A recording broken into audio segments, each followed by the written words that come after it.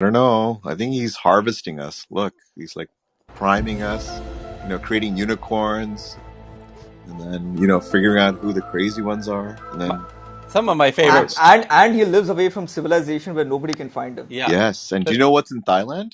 if, There's a Buddha statue that's apparently the wormhole. No joke. he's trying They're, to match what she did, but you just can't, you know. Um, but oh, don't let me get to your grandfather. I do love Oh yes. I do love when there are people on stage who don't know about the X Files music and they start going into X Files land, and I start the music, and then all of a every time they're like, "Oh, is there X Files music playing?" And everyone starts laughing. Oh Um, wait, remember that guy who was speaking about hacking and he just stopped? yeah. Eh, well, hopefully we'll have some fun here today. But the point is there was a lot of people talking about UFOs. We were talking about at one point I played the video from 60 Minutes, which is actually only 5 minutes long. The real key interview where they interview the actual pilots from the military who that was the focus of the whole thing. And there was I I manufactured a fight with a guy who was claiming to be a scientist, and I said, "Go watch the video." And then he came back. He said he watched the video, but and then he clearly hadn't watched the video, and that's for us choking to death. Um, but it was, Dude, cigarette. yeah, it was very funny. But let's jump into this nice stack of headlines because one thing is for sure, the tech news train keeps rolling, and the past 12 hours has been no exception. And people are sending their stories into me, and hopefully you've got some to share as well. That's the whole point. Poppy's on a Sorry about roll that, as guys. usual here in my Twitter feed. Heyman as well. Cheryl as well. So let me scroll back a bit, and then let's jump into these news. The top one on my stack for today is Microsoft says it is finally retiring Internet Explorer on June 15th of they're giving it a 1 year. They're telling us they're going to retire it in a year. I guess maybe they need to do that to avoid headaches for big corporates that rely on it and need now they have a year to figure out how to replace it. But after 25 years, Microsoft says it's finally retiring Internet Explorer, but they do have what they call Microsoft Edge, which is a browser. So it's not as if the whole Microsoft browser game is over. Um, but interesting for those of us who again kind of waxing um, back on the early days of the web when Mark Andreessen created the Mosaic browser, which became Netscape, and that was a truly fantastic moment for us geeks when the internet changed from command lines into a web browser with actual images you could click on and dancing cats in your browser, and it was a really wild time just to see graphics and animations. And people went really overboard on the animations, by the way, in those early days. And then Microsoft jumped into the game with Microsoft Internet Explorer, and that took it to a whole new level. Holy Jesus, man! And it started to eat Netscape, sadly, and this big corporate giant, browser, Internet Explorer, just day by day took over the market share, but grew the market at the same time. And it was interesting to watch. And there were people that were very loyal to Netscape, switched over to Internet Explorer, and then that was called the browser wars, and it got quite heated and philosophical, and it was a moment in and of itself. So that's why the fact that Internet Explorer is dying, it's hard to imagine because it was so dominant. I mean, at one point it was 99% of browser usage was Internet Explorer until Apple came back in to around 2000 with the new iMacs, and that started the Safari gaining some market share. Yeah, Heyman. I mean, the key point there is Microsoft bundled Internet Explorer, right, with Yep. their operating system. That's the reason why Yeah, Netscape also was squeezed out. but doesn't Apple do that now? Like when you buy a new Mac, it's got Yeah. Safari, but it doesn't have Internet Explorer or any other browsers. But at the time, that was perceived of as like, you're killing the internet because you've got your browser and you're not allowing others. Well, yeah, to a degree, because they were the only operating system for, arguably, for an important period of time when the PCs were really exploding, when everyone was getting their first computers at home. Yeah, so It truly died when Chrome came out using Apple's WebKit technology. yeah, and it was, yeah, for real. It wasn't Safari that killed Internet Explorer. It was Chrome for sure. Yep. And my second top story here is Bitcoin, as we all know, has fallen 30% to just over $30,000 on Wednesday, recovering partially to 38,000. Ether, Dogecoin, and others also plunged.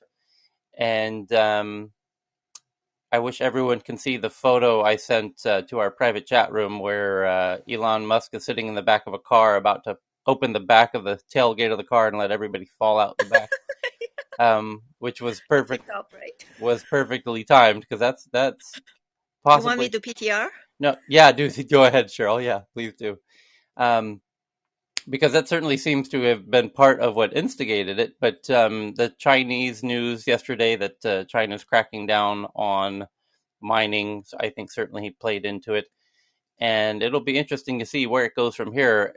To that point, even Clubhouse, which is notoriously filled with blockchain and crypto conversations,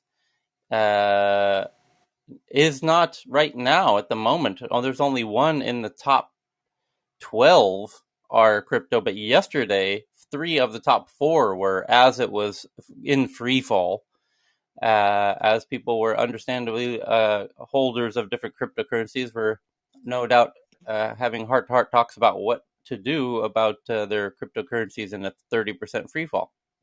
Okay, for those interested, you can PTR to see the picture that Tyler is mentioning. Okay, thank you, Cheryl. Yeah, you can look on By the tip.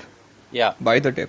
You can see Elon Musk in this photo with his hand on the lever where he's going to open the tailgate, and all the parties involved are about to fall out the back of the truck there. And that's firsthand evidence right there. That's from very reputable news sources. Actual photo of Elon Musk sending the whole crypto space spilling onto the road as it is. So moving on, and then I want to hear headlines from anyone else. In an internal memo, the co-founder of ByteDance, which is the maker of TikTok, by the way. So the co-founder of TikTok says he is stepping down as CEO and will be succeeded by the co-founder. Co-founder of TikTok and owner told employees of the Chinese technology giant in a memo that he will be stepping down, and I'm wondering why the hell wouldn't he do it in a TikTok video? That would just be too appropriate and very meta. Twitter shares the results from an investigation into bias within the image cropping algorithm conspiracy. Tyler, there's also the IPO. He's stepping down because of the IPO. Okay. Thank you for that. So for the additional context, I'm going to tweet this out so people can read the full news around it from the Tech News Around the World Twitter account, which is at TNATW. And yeah, it says the move, first reported by Reuters, represents the biggest corporate shakeup at ByteDance since its launch in 2012. The company grew to become the dominant social media force in China and turned TikTok, a short video app popular with teenagers, into a global sensation. And he will move to a key strategy position at the end of the year, where, and by key strategy, he means sitting on a beach with a whole bunch of drinks. And ByteDance said in a statement, Zhang is his name. Zhang wrote in a memo to that Liang, his partner, whose most recent role at ByteDance was head of human resources, has been an invaluable partner advancing the company's technology. Zhang wrote in the memo that he concluded after several months of deliberation that he would have a greater impact on ByteDance long-term initiatives if he transitioned out of the CEO role. That's an interesting statement. That's a very interesting statement. And he said, here's his quote: "The truth is, I lack some of the skills that make an ideal manager. I'm more interested in analyzing organizational and market principles and leveraging these theories to further reduce management work rather than actually managing people. That means something very likely bad happened with somebody in the company. And No, so Tyler, ByteDance is the majority shareholder, if I recall correctly, at TikTok, right? Yep. ByteDance is headed for a mega IPO. Yeah, it's not. It's. I'm reading the entire article, and second to last paragraph, way at the bottom. Here it is. ByteDance, which currently employs more than 100,000 people, had been making preparations for its much anticipated IPO early this year, but it then halted its IPO plans in April. That's the latest news. Just shared it from the Tech News Around the World Twitter account, and I think those two things might be related. The halted IPO plans and his confession of not being so good at managing people. That's often PR code for shit went down with somebody in the company, and he's having a realization that he needs to step down from one of the world's most rocket ship like companies in history. Very interesting indeed. I imagine there will be updates that give more important context into this in the days to come.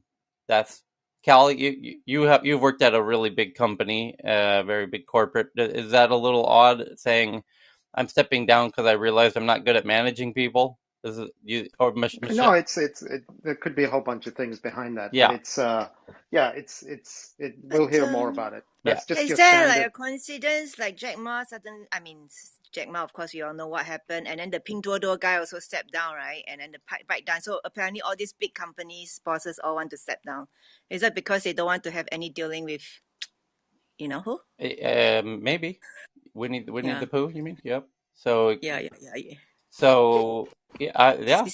We'll see. CCP? We'll see what happens. And we'll see if other CEOs of the big tech companies start stepping down as well. I don't know who. It could be internal. It could be, he mismanaged something internally. That's actually a lovely theory Cheryl just threw in there about Winnie the Pooh. Yeah. Maybe he doesn't like Disney movies in general. I mean, it's starting to sound like the UFO room in here all of a sudden. Yeah, we need to move on this. Yeah, we better get off of this one. Yeah, we will be censored immediately. Yes. Yeah, so back to the Twitter story. Twitter. Okay, let me check whether he has a permanent residency in Singapore. Okay. Twitter shares the results from an investigation into bias within the image cropping algorithm it used to deploy, finding it favored white people and women. And this is a really interesting story, more than meets the eye. Let's help unpack this for folks who don't know. When you share an image on Twitter, that image, it only shows part of the image, right? And there's an algorithm that tries to guess what is the most important part of the image to show. So if it's of a person, it tries to show its face instead of, their waist or their feet.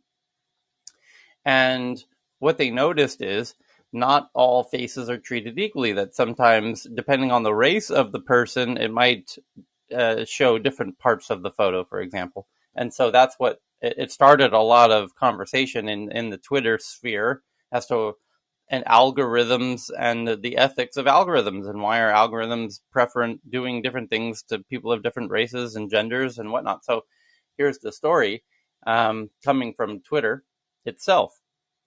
In October 2020, we heard feedback from people on Twitter that our image cropping algorithm didn't serve all people equally. As part of our commitment to address the issue, we also shared that we'd analyzed our model again for bias. Over the last several months, our teams have accelerated improvements for how we assess algorithms for potential bias and improve our understanding of whether machine learning is always the best solution to the problem at hand. Today, we're sharing the outcomes of our bias assessment and a link to for those interested in reading and doing analysis in more technical detail. The analysis of our image cropping algorithm was a collective effort, blah, blah, blah. How does our algorithm work and where might harms arise? Twitter started using an algorithm in 2018 to crop images. We did this to improve consistency. In our most recent analysis of the model, we considered 3 places where harms could arise. Unequal treatment based on demographic differences. AA, the algorithm's racist, y'all. People on Twitter noted instances where our model chose white individuals over black individuals in images. So when you showed an image that had two different people in it, which does it focus on? And then it focused on white people over black people. That's what they're saying, and that's what people were accusing it of. And so, yeah, they're now, in our most recent analysis, we considered 3 places where harms could arise. Not admitting that it did, but could. Unequal treatment based on demographic differences, yep. Objectification bias, also known as male gaze. People on Twitter also identified instances where image cropping chose a woman's chest or legs as a salient feature.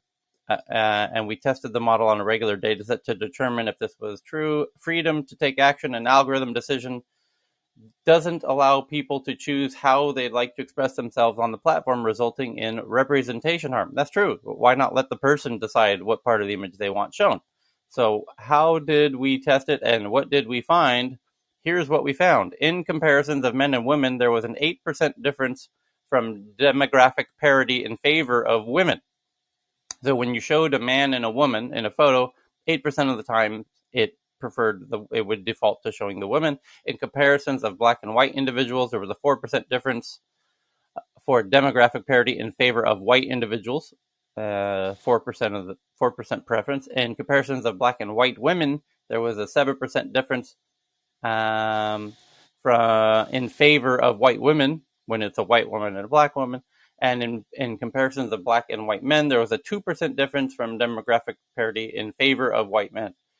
And we also tested for the male gaze by randomly selecting 100 male and females. And then for every 100 images per group, about 3 cropped at a location other than the head. So out of 100, only 3 would do this interesting phenomena of focusing on the breasts or whatever. So it's a 3% effect. And when images weren't cropped at the head, they were cropped to non-physical aspects of the image, such as a number on a sports jersey. So they're saying even of those 3, they didn't focus on breasts. And they're essentially saying statistically, the breast conspiracy was just perhaps a bit overblown, or maybe even manufactured, because it doesn't hold up to their data, as they're saying in this report. But I will share this report from the Twitter account, because it's quite lengthy, actually, and quite an interesting concept of, ethics in AI and how AIs are shaping our consumption of media. It's definitely a valuable topic to be up to date on, I would say. So I'll pause there to see and welcome everybody. Now that we're 20 minutes into it and the room's double the size now, an official welcome back to Tech News Around the World, where we go through the day's news as a group in a very fun fashion. And Haisam, our local medtech whiz, raising his hand to join the party on stage. And you can too, by simply raising your hand. And what we do on stage is share news from our part of the world geographically or professionally. So we can see what is all going on everywhere all the time. And we now meet twice a day, which you can see the schedule by clicking on the title of the room, where you'll see not only our schedule and our Twitter account, which you should definitely follow, because as we share these headlines, we tweet them and you can do deep dives on them. But people are also sharing interesting articles they find on Twitter to me by tagging their article with the Twitter account TN8, or including the Twitter account TNATW as part of their tweet, where I can scroll through them and see them. And as Poppy and Heyman and Cheryl are doing fast and furiously here, and I have to pick out all the best ones and share them with you by retweeting them. But that's what it's all about. So anyone have something they'd like to share? Dan's here. Dan's on stage. Dan, anything going on in let me give you the music. What's going on in green tech today, Dan? Well, the big tech story, I guess, would be the unveiling of the Ford F150 Lightning all-electric pickup truck. Exactly, it was very right. cool, and exactly we're taking orders today, and I guess for delivery next spring. Yep. And a pretty cool truck. I mean, it looks like a Ford F-150, of course, but yep. it's What's quite interesting about it is Rachel Maddow did a segment on it, and turns out she's a car person, as she described herself, and was saying how important this was in terms of U.S. going forward. It's huge. That this is here not because it's electric, because it's better in sort of every way that you would want in a pickup truck. You have all the power. You can plug in your house to it. The lights go out like in Texas, as she talked about. Anyway, so it's pretty cool, and this is part of this is a win for Tesla, because Tesla's mission is to electrify transportation. It's not just their own cars; it's making everyone else do it, and they're succeeding at that. So that's pretty good. And I think Alon congratulated them today as well. Yeah, congratulated. And no doubt, if important cultural context, it's the most popular selling car in America for the past 20 years or something like that.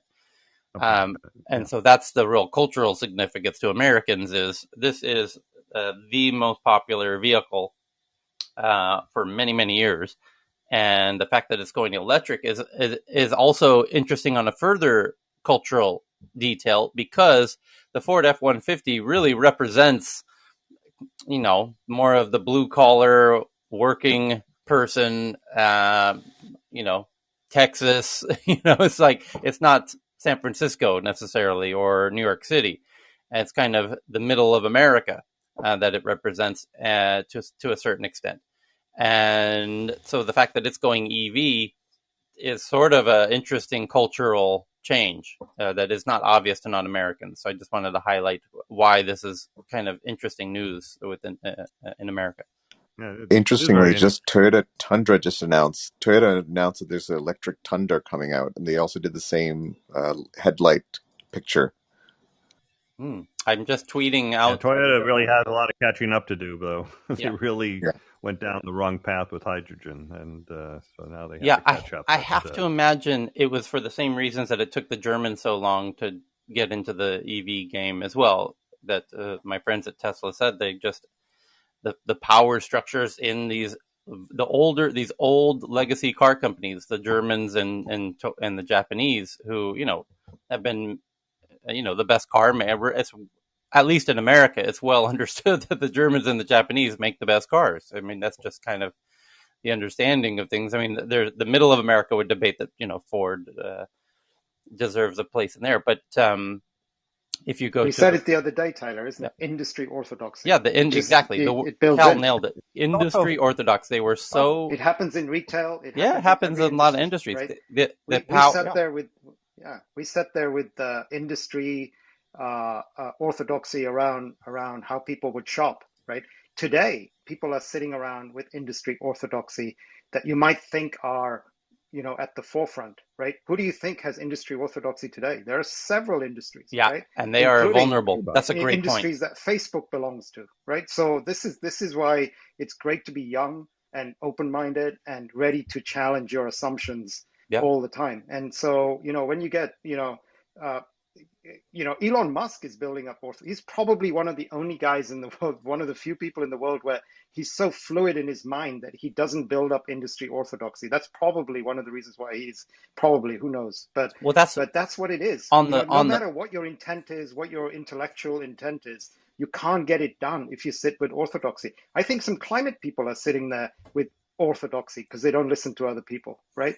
So it's a thing we all face. Yeah, and in SpaceX, he really flipped the game by reusing the rockets. Like, the rocket goes up and able to make it land safely to reuse it, and that was really challenged the orthodoxy thought, which is you use a rocket and it goes in the trash, and that it was the game changer, and that has the economics of that model of reusing the rockets allows him to compete on a price where they can't, and that was the super unlock.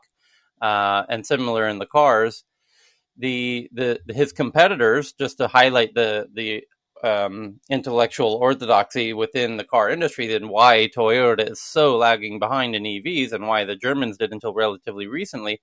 Specifically, for those who haven't heard us mention this before, it's because those cars, the founders of those companies were the combustion engine engineers, and the heirs of generations later still the team politically, the power in those companies is the combustion engine teams, and they have a very hard time building a car without them at the steering wheel. No pun intended, or sure, make it pun intended. But So what do we for the orthodox language? Dan's referred to the journalist introducing the electric Ford as a car person. When petrol has gone, what do we when it's electric cars? What is a petrol head? What's the new word for a petrol head? The new orthodox Well, it's like language. what horse owners are today, right? You could still have a petrol car. It'll be just like owning a horse. You have it because you like them and you want to ride them, so you have a horse, but you don't normally use horses for going to the grocery store or going to Would it be work. like the LP, like the records versus the Sure. MP3s? or No, I mean, yeah. I think petrol head is more from somebody who's passionate about cars, sort of a thing. Yeah. Well, yes, it But becomes. I think that the whole hydrogen thing and the electric thing, there's another thing happening. Yes, it is what we're saying here, but the part of the problem is being unable to see trends. So 10 years ago, batteries were $1,000 a kilowatt hour. So anyone who looked at that said, that'll never fly. You can't make an affordable car with a battery costing $1,000 a kilowatt hour. So hydrogen's going to beat everybody there. And that was true, 10 years ago. But if you saw the trends for batteries and realized, well, they're $150 a kilowatt hour, you can't beat that anymore. Can I build on something you said there, Dan? Just slightly. Okay. So it's not unable to see trends, right? It's not just that. It's unable to act on it, right? And not as an individual, but also as a system, right? That's what happens. So even if loads of smart people inside BMW, 7 years ago, 8 years ago, are going to conferences, going to TED conferences, getting the intellectual trends that were happening, they couldn't act. They're stuck in a system of orthodoxy, right? Because they try to do something, so that's what happens. We get, so I just wanted to add on that. Sometimes we see stuff. That's true. Like, people are seeing stuff today intellectually. So I might have told this story. I don't remember, but I in a company I started a really long time ago, one of the projects we did was do a route optimization system for FedEx. And so we were invited to their executive summit where we were out in the lobby, showing this optimization system. But I kind of walked into the presentation when they had some big shot. I can't remember who it was, but basically explaining to the FedEx executives why they have to really keep paying attention to what they're doing, because he showed a list of the top 10 airlines 10 years ago, and 7 of them were no longer in business. And big companies like Pan Am, TWA, Eastern Airlines, companies you couldn't imagine not being there at the time they were around. And his point was very clear that if you don't keep innovating, you'll be one of those companies that's not around in 10 years. And of course, FedEx has kept up, actually, the one, and actually UPS as well has been quite innovative. But so that's the same is true. And now let me go into some of the other news items that everybody here should take into account, because these are real things that are happening now, and that most people are ignoring. Just to interject on a side note, did you guys also see the Nippon article yesterday on? Forgive me for my ignorance. On their attempt at trying to make the next version of lithium-ion batteries from wood. From wood. Well, there's everybody is. I've seen seawater batteries. I mean, the big one is solid state batteries that are that I guess is that Toyota. Yeah, Toyota's pushing. QuantumScape, for example. These are all going to change. Before going on to another headline, Heyman, I understand what you were jumping in with here. Toyota just released what Toyota teases a new Toyota Tundra with bright lights, and it looks identical to the Ford teaser image where they were teasing the electric EV F-150 that Dan shared the headline about today, which is big news in America. And now this image from Toyota of their new Tundra, they're not saying that it's an EV, but by looking at the image, you can tell that's what it's about. So it's safe to assume Toyota is now finally catching up into the EV game. But what else is going on in green tech, Dan?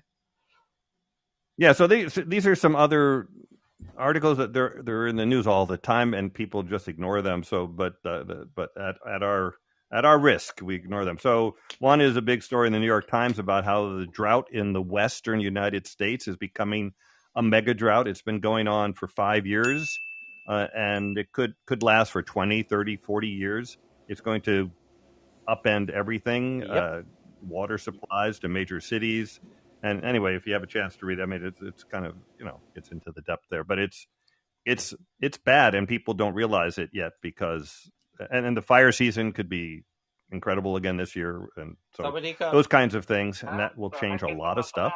Next one is a Carbon Brief article on how predictions of sea level rise by Okay. 2100 Malau are going restaurant. up as we learn more. Coconut Beach, And Malau now they're restaurant. sort of in the 2 meter, 6 feet Yeah. range by Open 2100, door. which is Open door, Malau restaurant. just incredible. I mean, you can't. I mean, imagine what that means. And the important thing to know about that your property value isn't affected when it happens. It's affected when everybody knows it's going to happen. And, we kind of know, and that's already been happening in Miami. There's been a lot of stories in the last 5 years about how Miami is going to get inundated by, 2100. And property values actually while property values in Florida have been going up in general, on the coastal ones, the ones right on the coast, have been actually dropping. So this is starting to happen, and who's going to be the last one holding the bag? Darling, Lazada come to gate now in 2 minutes and then later. the other one, which is actually but I do really events, so I story, cannot go. Is thank you. The EI? Oops, I just lost my headset, I think, but that's okay. I think you can still hear me. Is that the EIA, the Energy Information Agency, which is an international agency that tracks energy around the world? They announced yesterday, I think it was yesterday, or maybe 2 days ago, that in order for us to meet our climate goals and that are set by the Paris Accord, all new fossil fuel infrastructure building has to stop today. That means no more drilling for new sites, no more building power plants, no more building refineries today.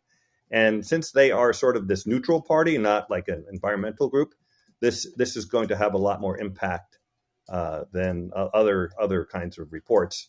And by the way, this also ties into that fake banking report last week. With this kind of report, this is going to put a lot more pressure on banks not to invest in fossil fuels. So this is the close to the tipping point on fossil fuels. I mean, certainly it's very, very clear what the trend is for fossil fuels. It's like when batteries were $1,000 and dropping. Well, fossil fuels is on the way out, and it's losing its social license to operate. And it's not going away, tomorrow or anything like that. But in terms of the power that they had even 5 years ago, that's all over. So these are some important trends to watch, and people don't take climate, but it's going to affect all of us in really big ways, and already is. But over this decade, the end of this decade will be a very different view of it than right now. I'll tell you that much. Anyway, that's it for. Thanks. Thank you. Sorry about all the negative stuff, but we got to pay attention to it. I have one more great news for Dan. Do you want me to go through? Well, you don't wait for us to. You just jump in. You might as well just jump in with the headline. You ask for permission before I get dropped off. If you're just gonna jump in. Don't jump in and be like, "Oh, can I jump in?" She's just reeling from yesterday's bounce, right? Yeah, I still haven't get my coconut ice cream yet. Anyhow, okay, I just tweaked on tech news around the world. How Singapore built one of the world's biggest floating solar farms. So the completion of the sprawling installation of the size of 45 football fields brings Singapore another step closer to the 2030 solar energy target. So as all of you know, Singapore is very small. We have we have scarcity in land, water, and energy. So what the government did was they actually built these solar panels floating on top of our reservoir so that we can save space and yet get all the resources that we need. I mean, top up the resources that we need. So I think this is a very creative way to turn the crisis into opportunity. Yeah. Thank you. Absolutely, and there's some big advantages to putting.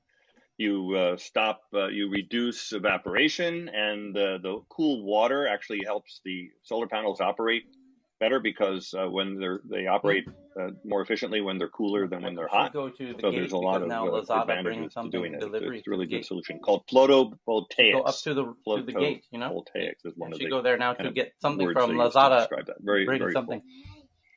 Your vitamin. Alrighty, so a lot of people sharing a lot of headlines, but I want to see who on stage might have something. Carl, you just shared an interesting one. Akil, you got something? You want to do India? No, I was just looking at the Amazon lawsuits one. If you want to do that, Go ahead. yeah, just give me a minute. I tweeted out a lot at you guys.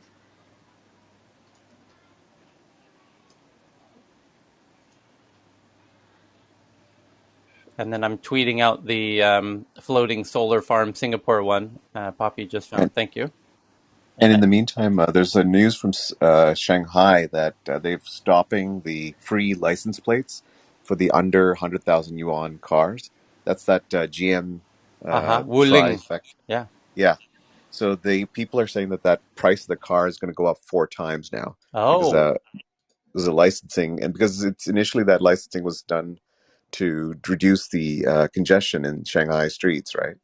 So this car, they were giving it free for anyone who was buying an electric car below 100,000 yuan. The license plate, like Yeah, the license plate. Yeah, free. So now that they're stopped it, they're saying that that car is going to cost 4 times the price in China. Well, the car will cost the same. It's just the ability, the cost to The cost register, of ownership. the cost Yes, to yes, register it yeah, will essentially make it seem rather, and it will essentially kill that company because that car is not worth 4 times yeah. what people are paying for it today. That's really interesting, but maybe it'll force them to start exporting more internationally. I'd love it if they brought that thing to Thailand. Actually, I mean, it's essentially a tuk-tuk with a cover on it. Is in some sense. So, Go ahead, Akil. yep, the Amazon one. It's a Forbes article I tweeted out to you guys. Amazon targeted with 5 lawsuits from employees claiming discrimination and retaliation. If you actually read through the article, what you'll find interesting is that it's not 5 lawsuits from one location, it's across different jurisdictions. And it's mainly that, upper management use racial slurs and other bad stuff to address employees. And this comes apparently a week before Amazon shareholders vote on some new rules for racial equity and racial audits. And what is the source of that? It's a Forbes article I tweeted out Okay. at you. We will try to find that and retweet that. That's interesting. Some other. It's not in the American media new today. I'm kind of looking all over, and whoever's at the supermarket, if you could mute your mic, Michelle, or no, sorry, James. There you go. He's at Tesco's doing his shopping. And sounds like he was on aisle 5 picking up some dog food, perhaps. But the looking at the other big headlines in the U.S. here, one of the top stories is now that we got Michelle on stage. It says Facebook launches a new transparency center, a site for info on its policies to tackle hate speech. Says it's now removes 97% of hate speech before it's reported. Any knowledge of that one, Michelle? Or Yeah, so this is pretty much like a new hub. I mean, it's very similar to a report we doing on the like every 6 months, but I think there wasn't enough awareness around that. So this is pretty much the new hub around all the effort we're doing to to improve experience on the platform. So when it comes to community standards and so on, whether it comes to bullying, harassment, and what have you. So yeah, pretty much everything that's related to yeah. platform policy and making sure it remains a safe place. But now we're really increasing transparency on that. There's no net new information, but it's now just going to be a website as opposed to just a 6 month report. Cool. Well, it's interesting because we even today we already went over like Twitter talking about their algorithm moderation and in essence, and people certainly have a real fascination and strong interest in how particularly Facebook and Twitter are controlling what they are consuming, and then interestingly, people in the headlines lately with regard to these websites, it's not about that people aren't complaining about not removing enough hate speech. Though the recent headlines have been, you're removing my normal speech and you're banning it as hate speech. Like most recently, people were saying in a room yesterday, I was in an Israeli Palestine room, where folks were saying, and it might have been somebody in this room, please remind me who mentioned, I think it was Monica, where the people are intentionally misspelling their hashtags on Twitter, so that the filters don't block whatever the hashtag was. It was like Free Palestine, but they put two E's on the end, It or three was E's on the end of Palestine. Lamis. It Yes, it was was Lamis Lamis. Yes, thank you for, and it was in this room yesterday. save That's right. save Sheikh Gareth or Yeah, something around attacks and yeah, having put two K's at the end. right.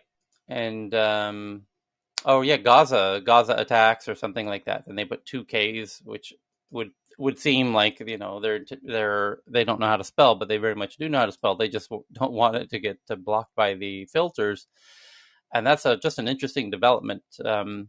But I think That that. happened during the U.S. elections as well. They Mhm, actually changed some of those hashtags. mhm. Yeah, right.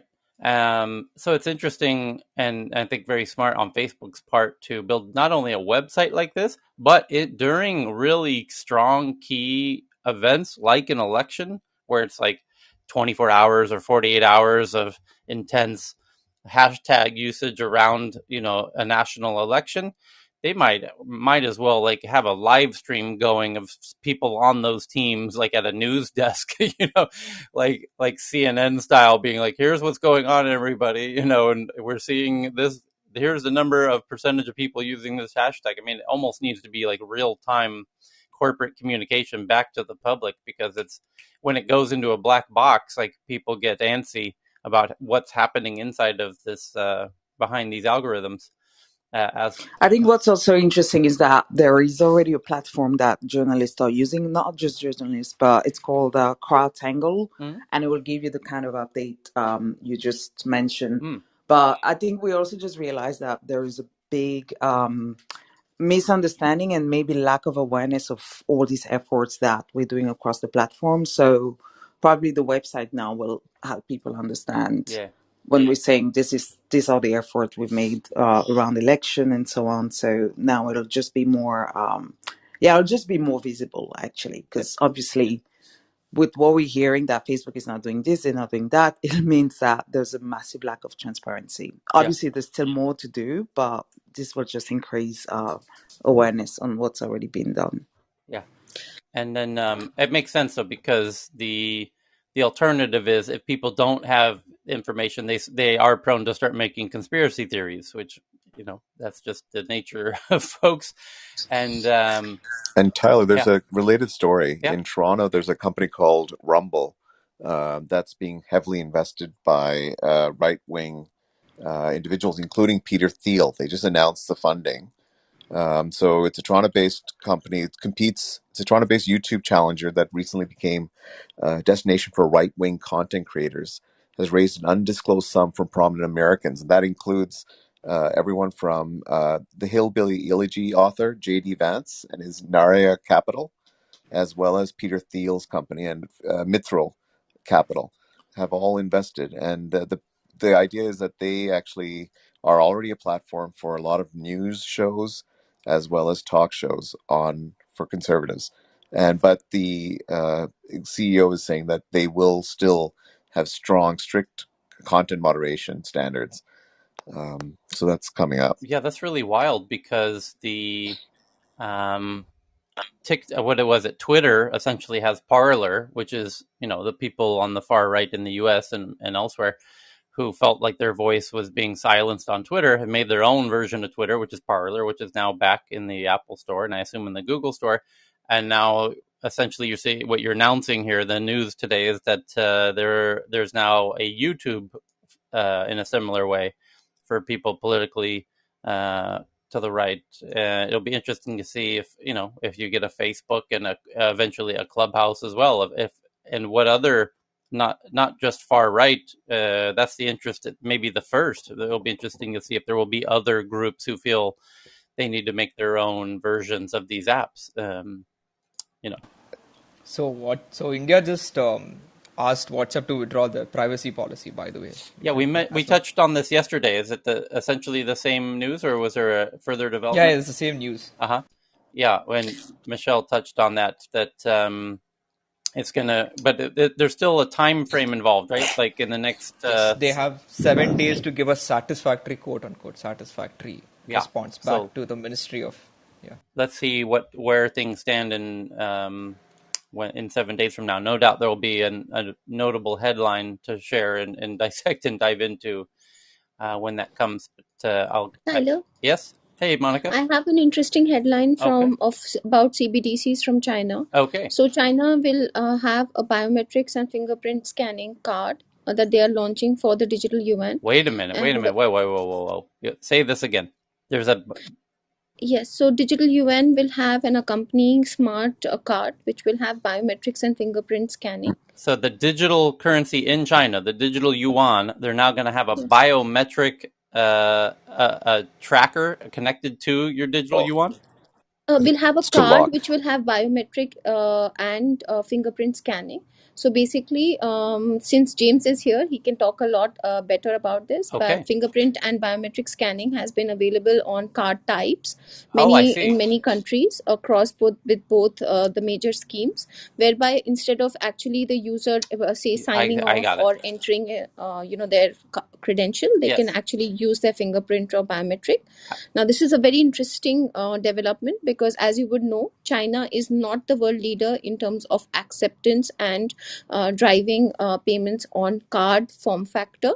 So this comes as a little bit of a surprise for me because I wouldn't have expected this. I would have expected their mobile wallet to be the primary source of transactions for the users. But that's what they have just said because they've tied up with a company which specializes in biometrics and they've just released the PR around it. Cool. I So if think there was a reason for that, though. They actually said that it was because so that it's portability. So you didn't have the internet access. That card itself can store the value and could be used as like a debit card without the internet connection. So it's just to, I thought there were some arguments about why, and it's basically so that people will convert their currency into a digital yuan and not think that it's sort of out there. David, do you have a sense of Yeah, this? please. darling, now Lazada call David? me Oh, again. okay. Yeah, I'm here. James, Sorry, right? sorry. I just couldn't find the mic. I Um, think they want yeah. you to check, So make sure they have delivery. yesterday, as I think all of you mentioned, I'm so sorry I wasn't able to talk because of all the news that came out yesterday. I was actually quite busy responding to things. At the same time as the crackdown on mining and crypto trading came out yesterday, the other thing that came out is several cities, including major cities like Qingdao, started implementing actual digital yuan payments on public transit and other mass areas. So right now, the biometric uh, ability, I guess, that we're talking about right now has been manifested through your mobile device on Alipay, because Alipay obviously integrates with biometric facial scans and fingerprinting on your phone, right? But in terms of a external hardware to carry, I think that's going to take a little time to implement throughout. But I would suppose or imagine that will get integrated with the phone at some point, right?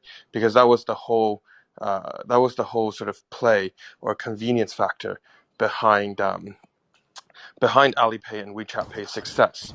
Um, I mean, I don't think anyone, myself included, in Beijing now or any other major Chinese city, really carries a wallet for function anymore. Maybe for substance or style. I mean, maybe for style, but definitely not for function anymore. All payment is really done through your phone now.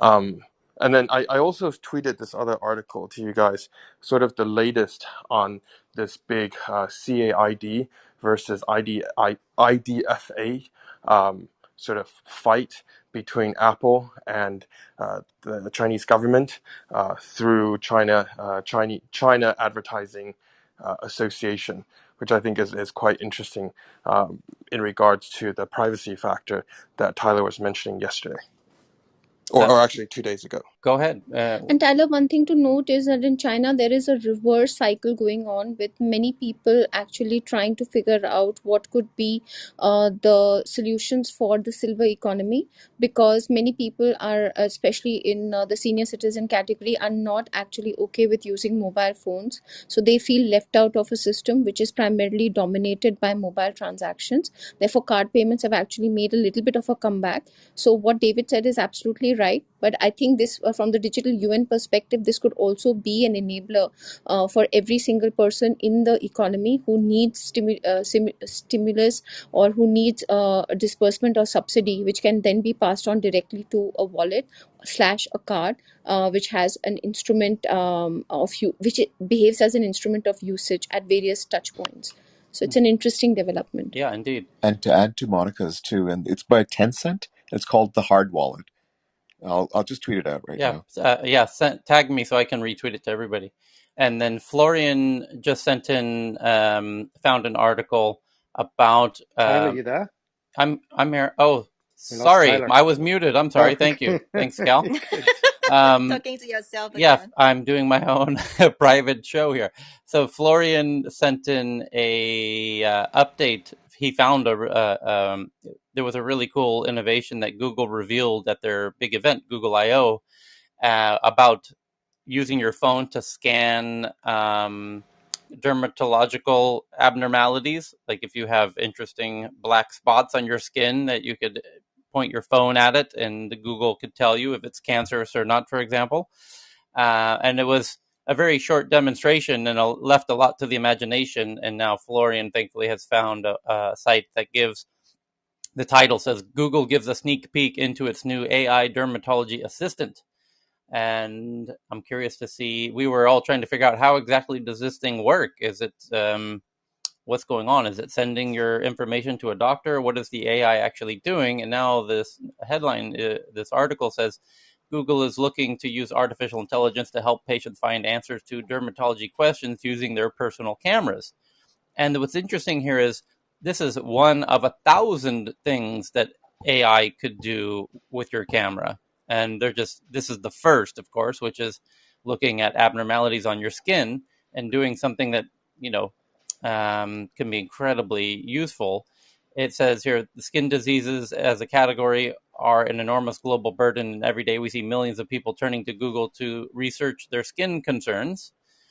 Worldwide, 2 billion people are affected, and in most cases are curable, but half the world's population face a critical shortage of dermatologists, where wait times can be months to a year. And so it says our AI-powered tool helps users to research and identify their skin concerns by addressing existing pain points as patients discover, research, and decide what to do. This innovative technology is the culmination of over 3 years of machine learning research. It was designed to be incredibly accessible. There's no training required. There's no special equipment or special hardware. You don't even need to download the app. All you have to do is the ability to take a photograph using your phone and have access to the internet, so you can go to the URL in your internet browser. So it's not even an app, it's a website. Once the user has uploaded the photos and provided follow-up information on their condition, Google's AI model will analyze the information and give users a list of possible conditions. The most relevant matches are displayed near the top of the search. So what it's doing is machine matching to other people who have very similar things, where it's known what those people have, so that you can make a very accurate comparison and says, yeah, this looks very, very similar to these 5 people. And these 5 people are known to have X, so you likely have X as well. And then it says, to make sure we're building for everyone our models, we developed to fine-tune the models. We recognize it. It's so that's essentially what it's doing, using image matching, machine learning, image recognition. So I'm going to tweet this out. Thank you for sharing this one, Florian. Or I already retweeted directly from your account. Thanks for that. Let's see. People sharing all kinds of headlines here. Somebody on stage have one they wanted to share? Yeah, Yeah. can I I'll also see. add into the medtech Hi, space? Sam. Yeah, let's keep it on medtech. Keep going. Yeah, I'm really on the same thing that you're sort of talking about. There is a company that goes by the name of Proximity, Proximie. They basically announced that they have basically done 10,000 evaluations. And here's what they do. They basically make operating rooms digital. And they basically transform basic operating rooms into these learning environments where you can pull in other doctors from around the world who may be experts actually in this field, which allows surgeons to collaborate and allows medical device companies, while you're inserting a device, to basically give you expert feedback in real time. Hmm. And so what's really exciting about this is that you actually have the ability to connect the leading experts from around the world in operating spaces with the manufacturers of the devices that are actually happening in a real transformative way for patients and making the operating room sort of like state of the art. So there's really exciting things sort of happening in this medtech space. And Proximity basically uses AI, machine learning, augmented reality, so that doctors can virtually scrub into literally any operating room or cath lab from around the world. And so this is really going to change potentially how surgery is done and what surgeries can actually be done on a more localized, a more regional place, as opposed to flying to the expert in Johns Hopkins or flying to the expert like in London or flying to the expert in Mumbai. This is really cool stuff. Spell it again. I would love to share it from our Twitter account. Yeah, it's Proximie. And they just crossed their 10,000 procedures. So that's what's making them sort of relevant. And the COVID pandemic basically made this even more relevant because people were not allowed to travel. And so they've been around actually for the past 4 or 5 years, but really sort of saw a surge in the past couple of years because of the pandemic. Very cool. I just shared it from our Tech News Around the World Twitter account. I'll do a deep dive on that myself. It sounds fantastic. Yeah, pretty cool. Yep, I just There's shared. a small bit of medtech news from my side. Go ahead, Akil. Um, so we just got a COVID home kit test approved in India for 250 rupees, which is I think about $5, less than $5. A self, And a self, yes, yeah, a self yeah, COVID test for $5. yeah, Okay, for $5, and you take the test at home, and it gives you a result in about 15 minutes. very cool. Single test. Mhm. Single test, right? One. Yep. A $5 a go. That's 15 still minute. expensive for India, right? Yeah, for a lot of folks. Yeah, but But in terms of like testing capabilities, it's huge because like now we don't need to go to a test center. We can just get the kits at home. Going to a test center is a lot more dangerous than, you know.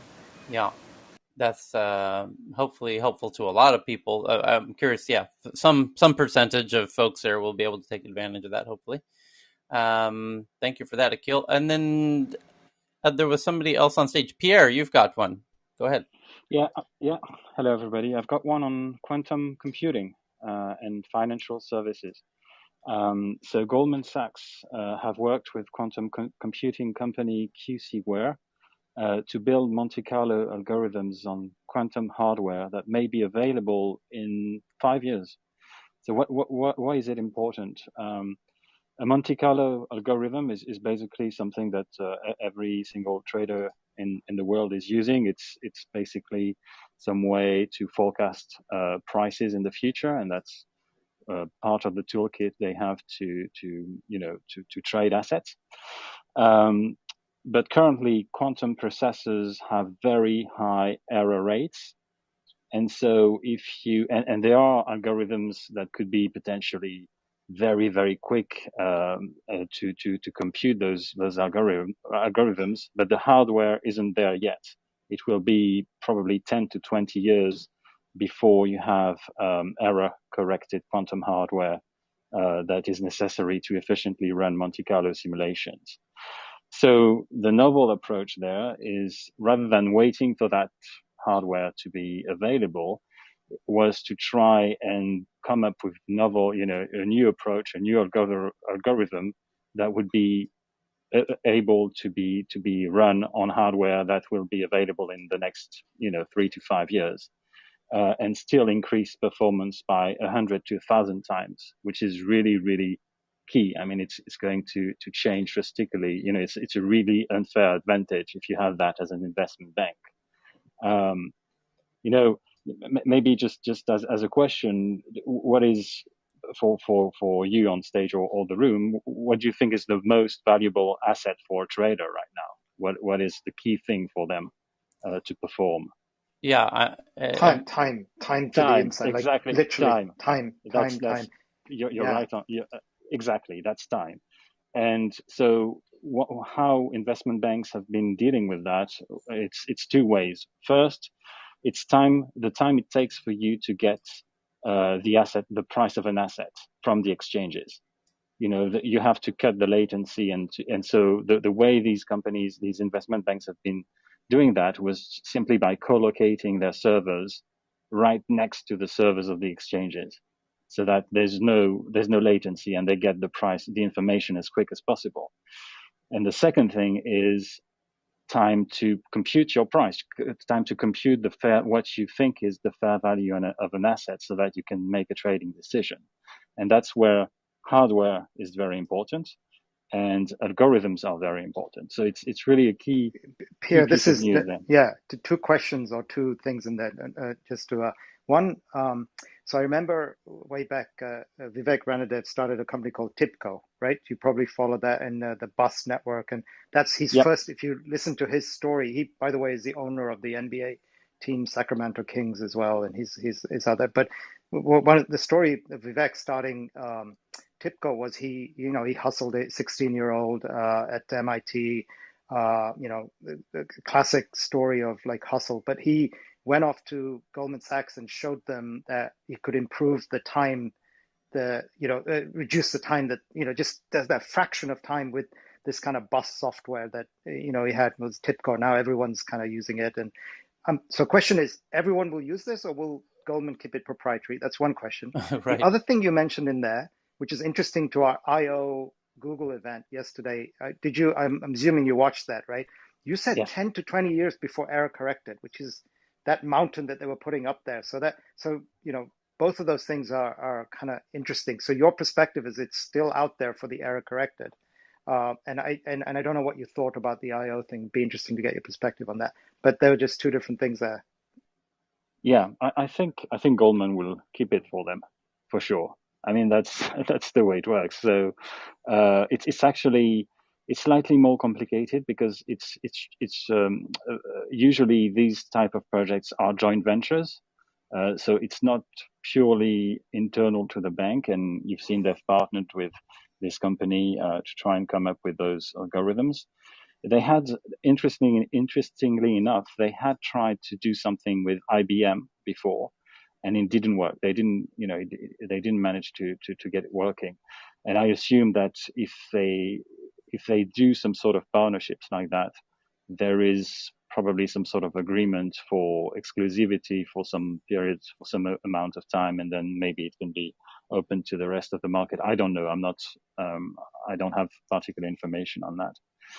And coming to the error corrected quantum hardware, I think it's a really difficult problem to solve. And most researchers in the field really believe it will take at least a good 15 years to get there. But they're Which is, just one last point, Tyler, okay. which is very funny, because at the very beginning of your room, for those who weren't there, you mentioned the fact that Internet Explorer was going to be, retired from the market in a year's time. One thing people probably don't know, or most people don't know, is the reason why it's been around for so long is not because huge corporates were using Internet Explorer. It's rather than banks have been using, and trading floors have been using Internet Explorer for their trading tools. So that might come as a surprise, but it's not Internet Explorer, the browser they've been using, but it's the set of libraries which come with it, the DLLs.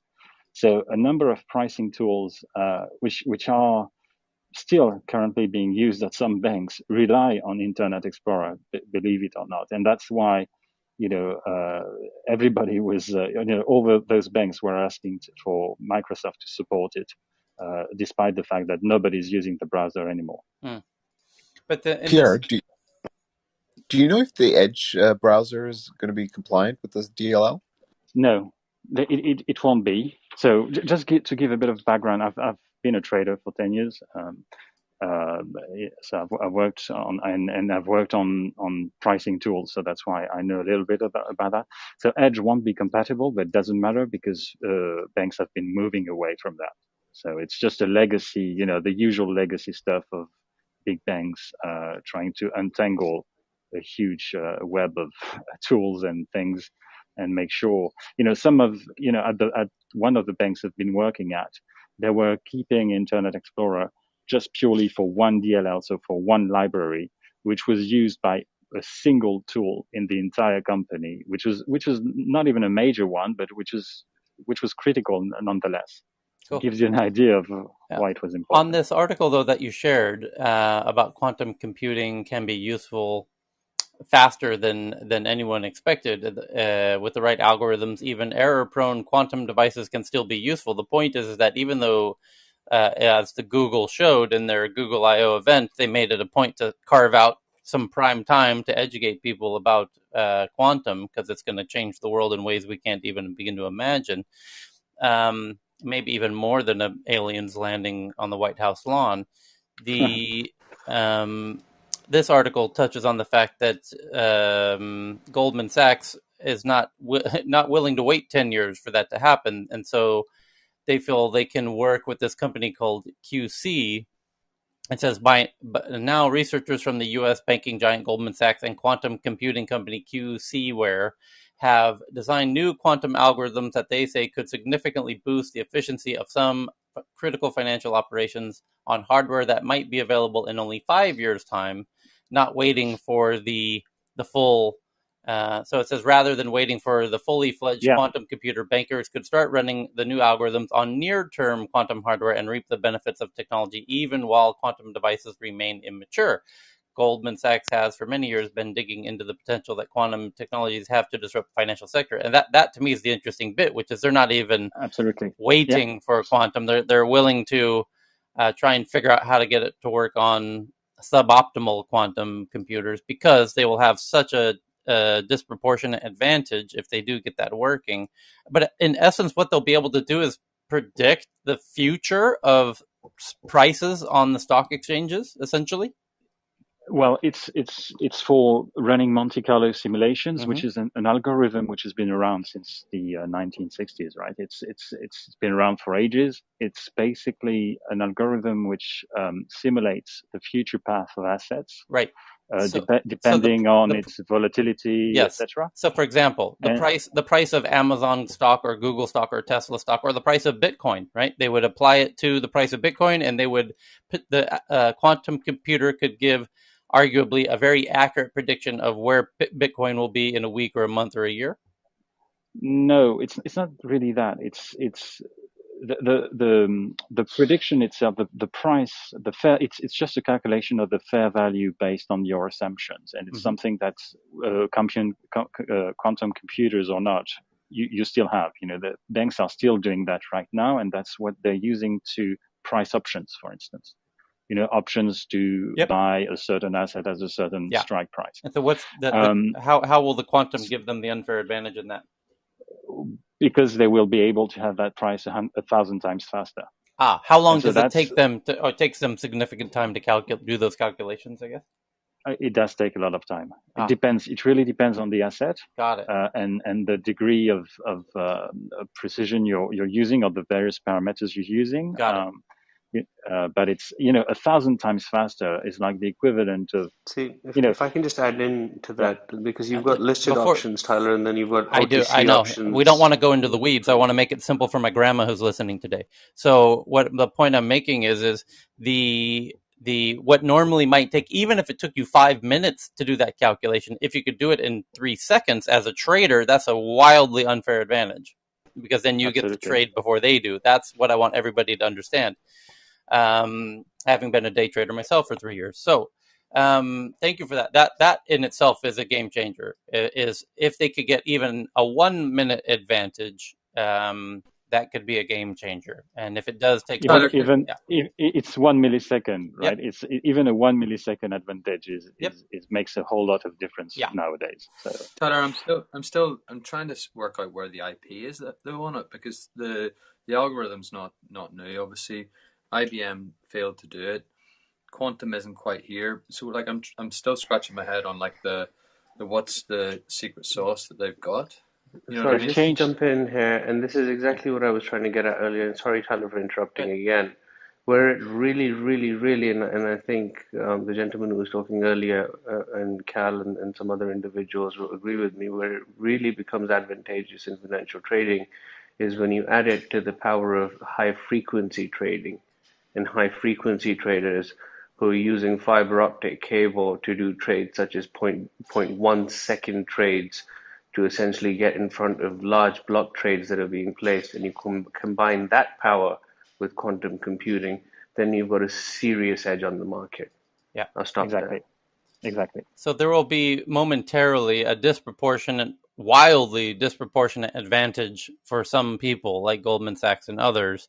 That will be that disproportionate advantage. It'll be interesting to see how long that window is where they have that advantage, because it could be That's a months good or question yeah, because it could, might be weeks. I yeah, don't know. could be weeks, months, or years. And then during that time, if it's wildly disproportionate, they will be just dominating the market. And that means a lot of other people will be losing. And so you not having this tool, not knowing they have it, all of us essentially, as a trader without it, you'll be losing a lot more trades than you used to, because they'll be on the better side of many trades disproportionately. So very interesting to see when this does come out.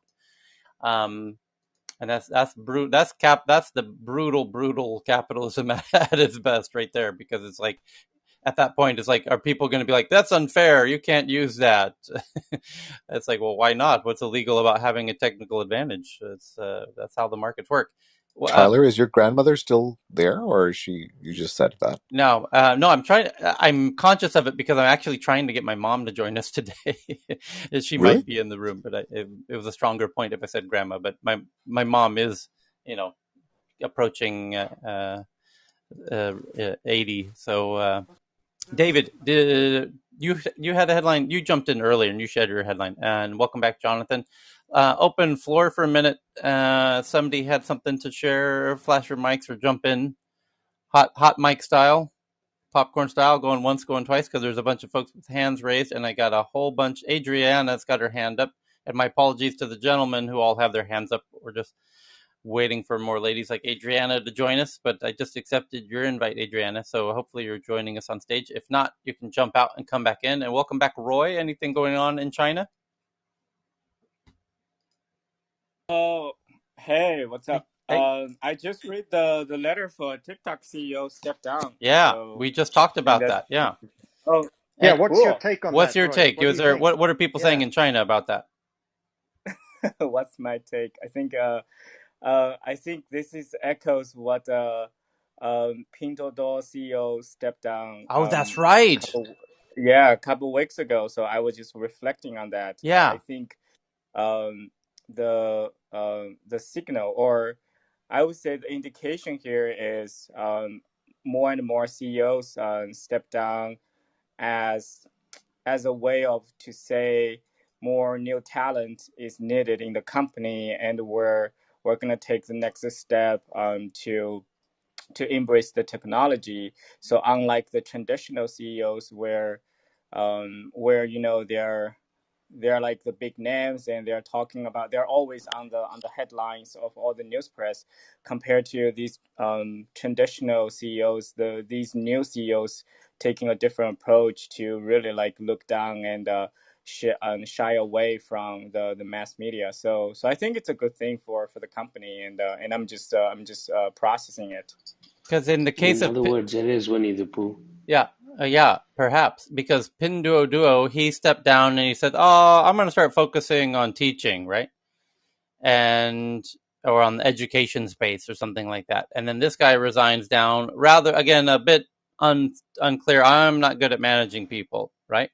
It's very unusual. Those are two of China's biggest, fastest growing companies ever. Ever.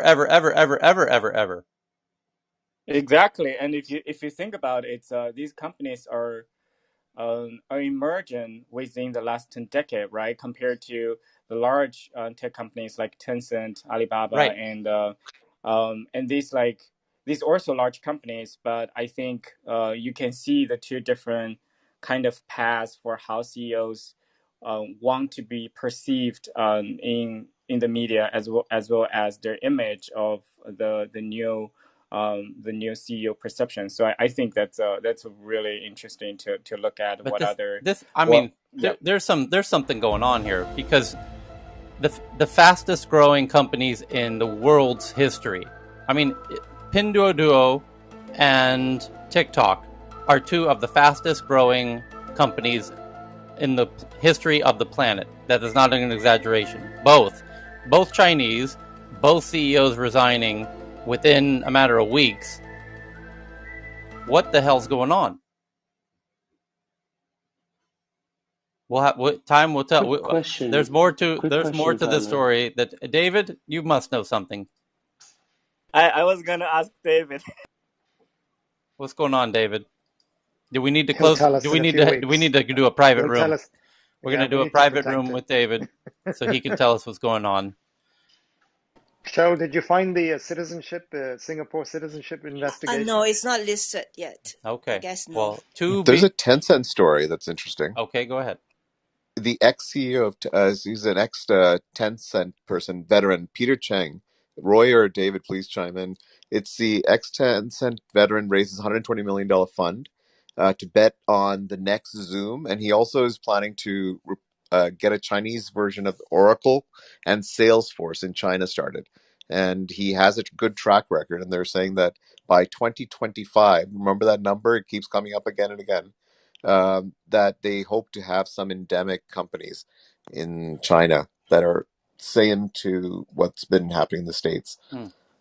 I got another Chinese headline here. Baidu, the Google of China, the search engine, boosts revenue stream with their autonomous driving unit.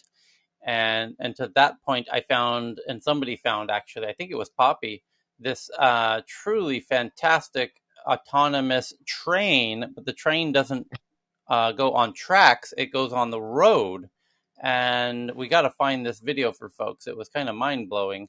Poppy, if you could find that again, that's somewhere in the Twitter feed of this autonomous train that's driving people now. It looks like it's fully functional. And you just got to see what it's doing. It's driving like it's showing off basically in the video, where it's driving like a snake down the road without crashing, kind of flexing its capabilities on icy roads and whatnot. It's quite spectacular. But I'm really starting to doubt our friend Greg Duffy's assertions that autonomous is in the far off future when I watch these Chinese videos. And then perhaps David or Roy, there was headlines that there is now autonomous taxis happening in Beijing. Is that? Can you give us a current update if that's still the case? Tyler, just for clarity, Yeah. when you say autonomous, what level of autonomous are you saying? I'm saying it drives by itself. I'm not even worried or concerned about the levels 1, 2, 3, 4, 5 of categorizing it. I'm just saying there is an autonomous taxi service on the roads in Beijing at the moment, and they're operating, and people are paying for them, and it's picking them up and driving them around. Because you don't need to wait for level 5 to happen if you have the control of the environment and you say, okay, only autonomous vehicles are allowed in this city.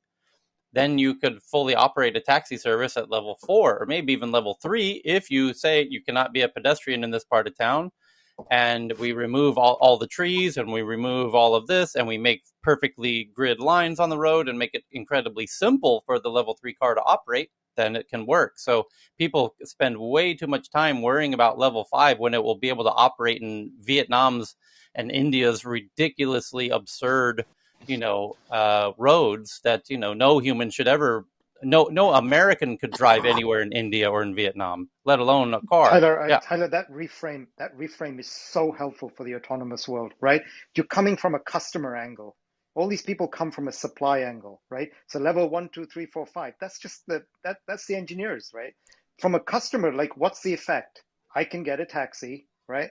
I love that reframe. So many people come at it from the, and if, as a as a consumer guy, I love that you're coming from there. So who cares if you've made the environment, you know, uh, you've changed the variables on the environment. In the end of the day, the effect is you have autonomous driving.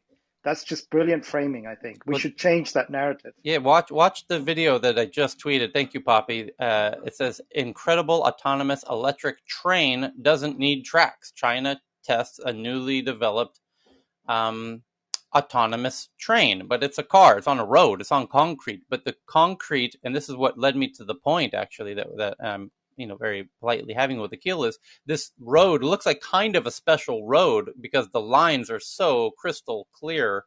I imagine that is designed for this vehicle.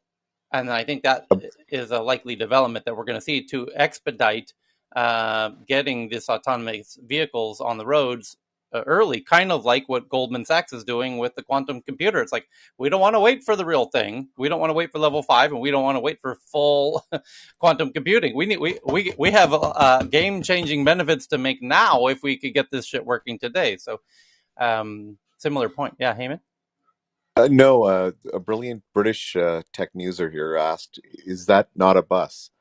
Yeah, it looks like yeah, exactly. In the video that I just tweeted, you mean, yeah? Yep.